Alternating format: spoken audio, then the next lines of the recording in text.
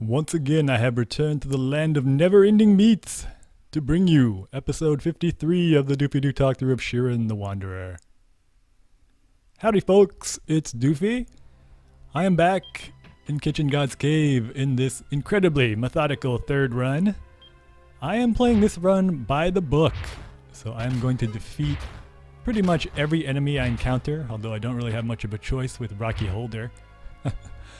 I'm only going to throw meat when absolutely necessary, and I'm exploring the entire floor layout and getting all of the loot. If you go through the dungeon in this fashion and you have plenty of food, and you check every space for traps, as I am doing, a la a grandma, you are virtually guaranteed to beat the easier bonus dungeons like Scroll Cave and Bufu's Cave, as long as you have some basic knowledge. However, if you watch last week's episode, you may have made it to the third rescue. You may not have made it. I'll talk about that later. But if you did make it to the third rescue, hopefully you saw that this game is flexible enough to accommodate a variety of different playstyles.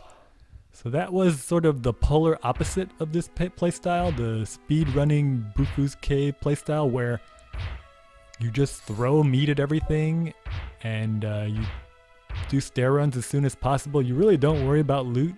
You're mainly concerned about just getting some high quality meat. Now, people who are very good at roguelikes, especially Shiren the Wanderer, are able to play at that speed while still making fairly sophisticated decisions about which loot to use. And hey, another bronze board. Let's see, it has to be, oh yeah, bronze board +2. Yeah, this run is going pretty well. Ooh, another pumpkin muppet. Either one of these meats would be fantastic. Maybe the tank will level up if it kills the... No. How about you, little baby tank?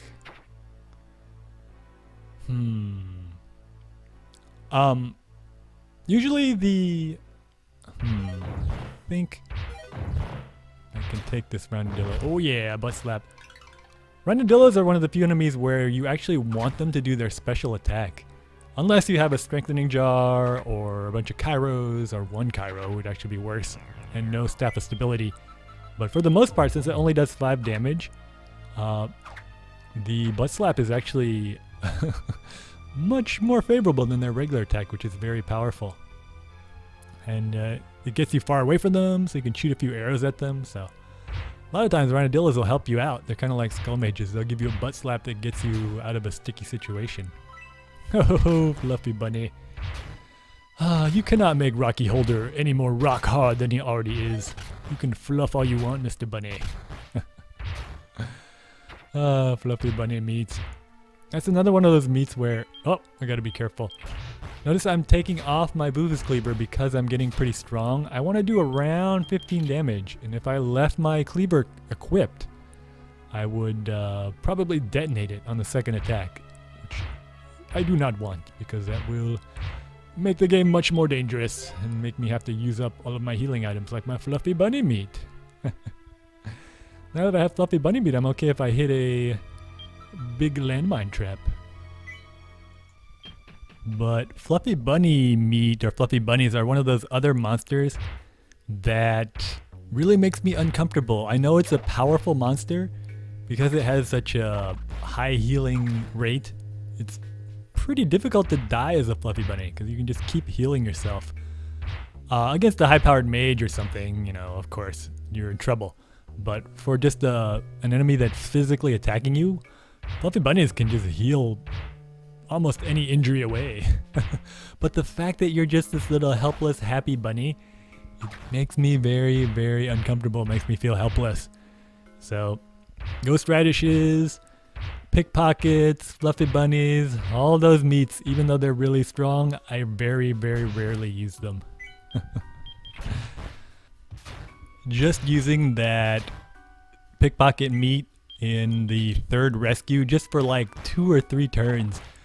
Oh my gosh, it felt so uncomfortable. But also because I don't know where I'm going to end up after I teleport. What if I land right next to a couple monsters I already stole from?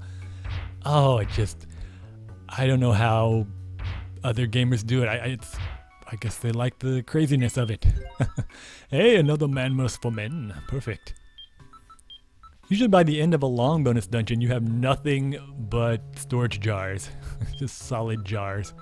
But this is a fairly short dungeon, and I'm not going to go past where you first meet Naoki. By the way, I think you meet Naoki starting around the mid-20s, so 25, 26. That means we are about halfway done. So, very good. We are making progress, slow but steady progress. What was I talking about when I started out? It was a long time ago. Oh, playstyles. So people who are really good at roguelikes can play at a very high speed, and they can make very high quality decisions at that speed. It's kind of akin to, you might have seen chess masters kind of run around and play a bunch of people simultaneously. They're able to do that because they are so used to playing chess that they can make decisions that take a normal player a long time. They can make it really fast because they've seen these situations over and over and over. People who are really into roguelikes, and I am not by any means an expert roguelike player, but an expert roguelike player has played over and over and over. They played so many runs that it's almost automated. So there's a bunch of decisions that they are making that are happening really, really quickly. I am unable to think that quickly. Oh, multiplication trap. I'm glad I'm done with this floor. So usually my playstyle is somewhere in between this playstyle. I'm usually not this methodical and the speed. Hey, a themed monster house. This is interesting. A one-eye house. That means that we will see spiky bombs. We will see Lelix, very dangerous. We could also see those little phronemies. And what are the other one-eye monsters? We could see burly smurfs. Yeah, there's a leech bug. And we could see the little dancing egg guys, so that would give us some more rice balls. So it's a pretty an eclectic mix when you have a one-eye monster house. As you can see, a Great Hall Monster House is the perfect arena to showcase the advantages of mini tank meat. Because silver arrows fly all the way across the screen, there's no danger of me accidentally hitting the shopkeeper and angering him. And because I have double movement, I can line up all the enemies in a line if I really try. We're getting a couple right now. And these arrows will fly right through them.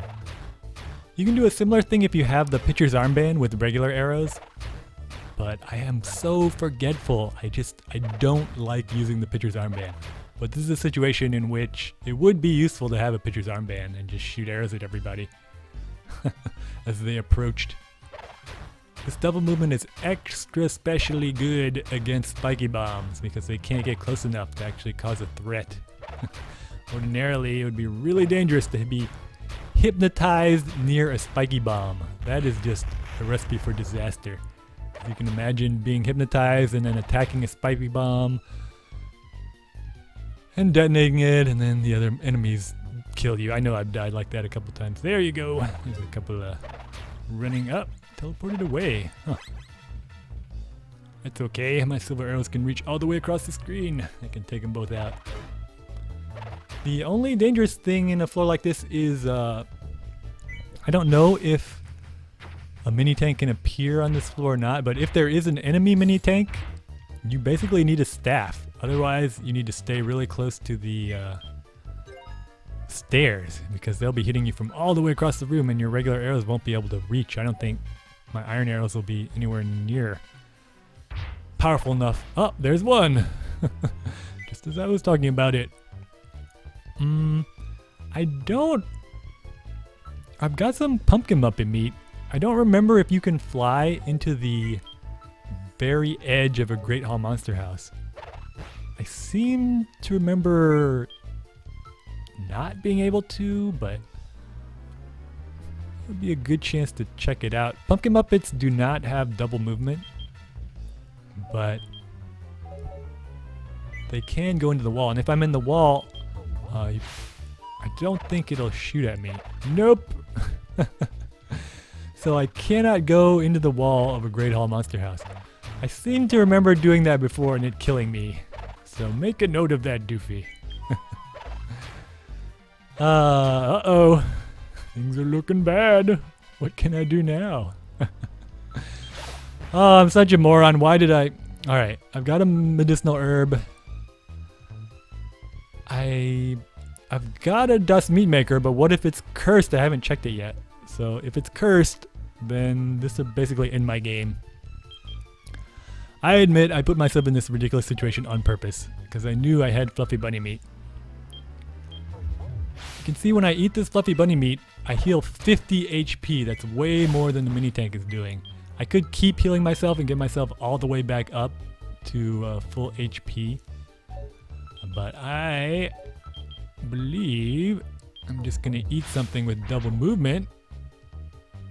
And then I'll be able to approach this mini tank without it having a chance to shoot at me. And I can get a look at all this loot. The fact that a mini tank is appearing though is bad news, because that means it's really dangerous to get all the way far away from the stairs like this and look for loot. Come here, Mr. Mini Tank. Come back to me. Here we go. This is a little more dangerous than I thought. Maybe this will do it. Alright. Well, at least I can go up to the top of the screen and get these rice balls. I don't know. I'm a little bit... Hey, that's a fluffy bunny. I'm going to try to get another fluffy bunny meat. Hey, yeah. So, now I got another fluffy bunny meat just in case something horrible happens. I am not going to check every space for traps just because I'm too lazy to do it. Oh, yeah. Another Bufu's Cleaver. I'm too lazy to do it in this giant room. Another Meatmaker, very good. A jar of hiding. This might be a change jar, so I think I need to make some room. Did I already ID a change jar this run? I'm getting all my runs mixed up. Sometimes people use an actual checklist to check out or check off the items that they have already found. But I'm not doing this right now. Oh, it's a pressable jar! Remember, a pressable jar could always be a monster jar. So I would not want to test out that pressable jar right now when I have no protection. Another Meatmaker. I feel pretty good. I know I keep saying that, but this run just keeps getting better and better. I can feel my powers growing with each new floor. Soon I will be unstoppable. Mwahaha. Alright, now we come to a sort of a hidden critical moment. I have to decide, do I want to try to get that loot up at the top of the screen? Or do I want to go for the stairs? I went ahead and ate the rhinodillo meat, and that eliminated all the benefits of the Herb of Sight. Which was kind of a stupid thing to do. So I'm not going to risk stepping on some horrible trap like a summons trap. I'm going to step on the stairs, test my pressable jar. Oh! See here, see how glad you are that we tested that pressable jar on the stairs. See you later, boys! I'm so glad monsters never learned how to take stairs. And once again, conservative play has landed us safe and sound on the next floor. Next episode, expect more of the same in Shiren, the Wanderer.